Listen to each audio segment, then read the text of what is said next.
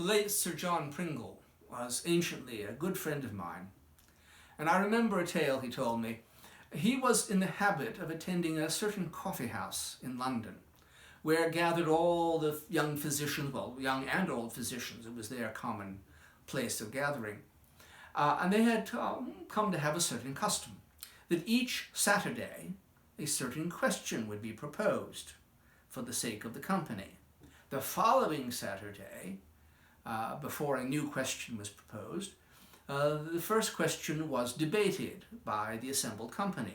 This enabled these various physicians to discuss matters of consequence to them and their arts and so on. What is the best treatment for this? What is the best approach to that? That sort of thing. Well, one week the question was proposed of a rather different sort. It was, given the prevalence of mountebanks and quacks and so on, do physicians, on the whole, do more good or harm in the world? Well, the debate was a very lively one, and the older physicians were more skeptical, fearing that there were so many ill physicians that perhaps on the whole they did more harm than good, whilst the young men, full of the idealism that led them into the profession, were determined that, oh no, physicians are a great boon to mankind and do far more good than they do ill. And so the debate went on. I don't remember which side was declared the victor in that debate. I'm not certain there was a victor.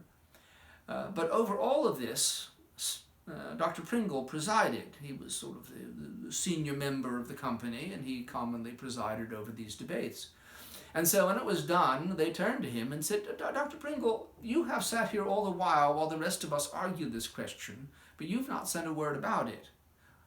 What of you, Dr. Pringle? In your view, do physicians do more harm or good? And Dr. Pringle thought upon the matter for a moment. He said, well, gentlemen, that shall depend upon who is included by that term physician.